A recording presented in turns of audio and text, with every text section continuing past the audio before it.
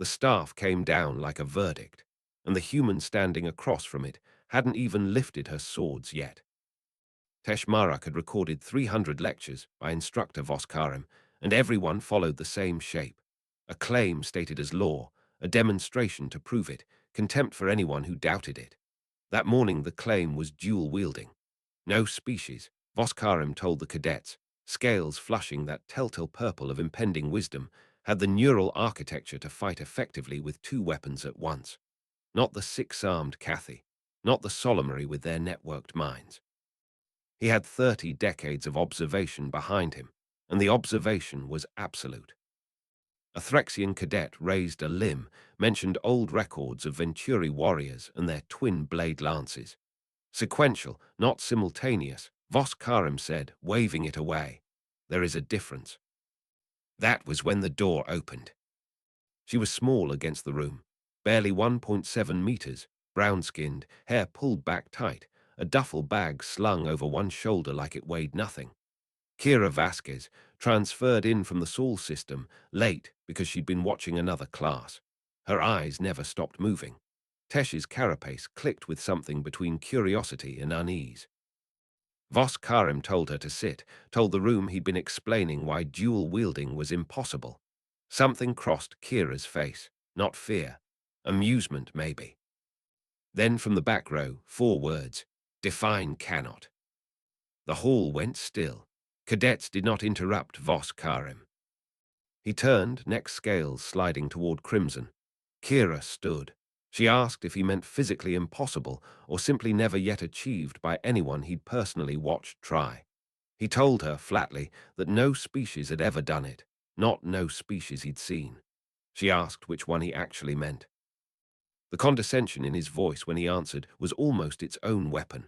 Her people had barely learned interstellar travel. Perhaps she should listen more and speak less. Kira only nodded, said humans had their own combat history, some of it surprising. He doubted it out loud. She smiled then, not a friendly smile, and asked for a demonstration. From her duffel she unwrapped 2 blades, 90 centimeters each, faintly curved, etched steel catching the light. Katanas, she called them, training versions, dulled but functional. Half the room laughed. Voskarim called it ancient metal theater. Unless you are afraid, Kira said. The silence that followed had weight. In Valkyrian culture, accusing an instructor of fear bordered on unforgivable. Voskarim's scales went black. Very well, he said. When you fail, your species will have learned something about galactic standards. And if I succeed, Kira answered, you'll admit your certainty had exceptions. Agreed, he said, though I won't need to honor it. He took the training staff, 2 meters polymer, live current at either tip, and they met in the cleared center of the floor. He struck first, a thrust meant to end things fast. Her right blade turned it aside before it landed. Her left came up low and put him on the back foot. He swept wide next, both her swords catching the staff at once, high and low, the impact ringing through the hall, and she spun inside his reach, blades tracing arcs that would have opened him twice over if she hadn't pulled them. Again he demanded, and this time he didn't hold back. 17 strikes in 4 seconds, his signature sequence, the one that had won him 3 titles. She blocked 16. On the 17th, she stepped inside his guard, and both swords came to rest against his throat. Nobody breathed. Voskarim's scales cycled through colors Tesh had never seen on him before, shock, humiliation, something closer to awe. How he finally managed. Humans have been dual-wielding for thousands of years, Kira said, lowering the blades. Katana and wakizashi, sword and dagger. Whole traditions built on fighting with 2 weapons at once. Not impossible, difficult. And humans, she added, tend to be good at difficult. She wrapped her swords with the same care she'd unwrapped them and walked back to her seat like nothing had happened. Class was dismissed early. Voskarim said nothing else that day. 3 days of silence followed, while recordings of the fight burned through the Academy's network faster than any official announcement could have. Tesh spent those days trailing Kira, watching her move through the halls with a quiet that never once curdled into arrogance. Attention found her anyway. On the fourth day, in an empty training hall, 3 cadets came looking for a different kind of lesson. Dravik Ken, a Morundid built like armor plating. Lexus Thorn, a Palaxian with 4 blade-tipped arms. Ulara Ven, a Siluran fast enough to blur. You embarrassed our instructor, Dravik said. Made all of us look weak. Kira told them she'd demonstrated a technique, nothing more. They told her they thought she'd gotten lucky, and that luck needed correcting. They came at her from 3 directions at once. She dropped under Dravik's charge and let her blades kiss his knees on the way past, enough to send him crashing into the wall. Lexus was already there, 4 strikes seeking 4 openings, and Kira's swords turned into something closer to weather than swordplay, parry, redirect, pivot, gone. Too slow, she said, like a teacher correcting form mid-lesson. Ulara's fist finally found her ribs. Kira slid across the floor, gasping, but her grip never broke. Better, she said, climbing up, but your shoulder dropped before you swung. I saw it coming. They came again, all 3, boxing her in. You can't beat all of us, Dravik said. Kira laughed, actually laughed, and told them the truth about her species. They were persistence hunters, built not to know how to quit. Then she moved.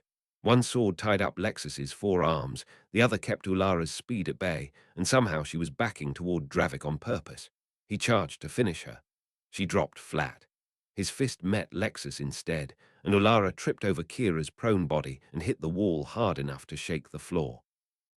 Dravik roared and came one last time, and this time she didn't dodge. She planted her feet, angled both blades, and used his own momentum to throw him face first into the mat. Voskarim's voice cut through the room from the doorway. All 4 of you. Now. The disciplinary office held 3 instructors Tesh had rarely seen in one room. Mentor Thalas, ancient and unreadable. Combat Master Jarek, a battle-scarred veteran. Medical Supervisor Kalin, whose presence alone suggested someone would need tending. Security footage played from every angle. 3 cadets had entered with clear intent, Thalas said. That alone earned expulsion. But Vasquez had shown restraint she hadn't been required to show. She could have ended all 3 of them and hadn't. Jarek leaned forward and asked how long Kira had trained with those blades. 18 years, she said, since she was 6. The room did the math in silence. The 3 attackers were sentenced to a month assisting in the rehabilitation ward, seeing exactly what undisciplined combat produced. Kira was told she'd receive commendation for restraint and that her skill placement needed reassessing entirely. Then Vos Karim spoke, and every eye in the room turned to him. I owe you an apology, Cadet Vasquez, he said, and his voice had none of its usual theater in it. I made claims based on incomplete information. I stated absolutes where I should have allowed for possibility. That is poor teaching.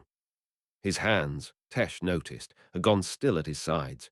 No gesture, no flourish, just a creature admitting something it had never had to admit before. Kira held his gaze. Apology accepted, Instructor. I could have chosen more diplomacy myself. A pause. But sometimes the only way through false certainty is proof no one can argue with. You provided that, he said quietly. Weeks passed. The story outran the academy.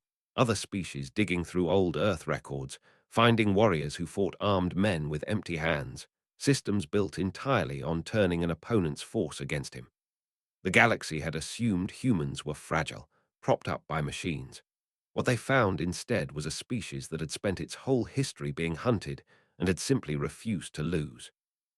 6 months later, Voskarim rewrote his course notes. Where he had once written impossible, the page now read, previously considered impossible. Human techniques demonstrate viable application under specific circumstances. Further study required.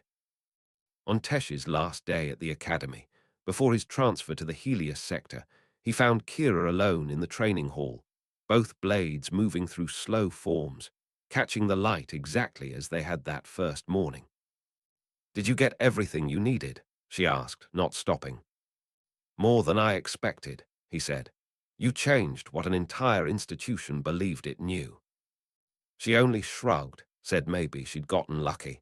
He reminded her she didn't believe that. She agreed she didn't. Luck is preparation meeting opportunity, she said. I prepared for 18 years. The opportunity came. I took it. She lifted the blades once more, and the last thing his recording caught was the two edges catching the light together, moving as one line instead of two.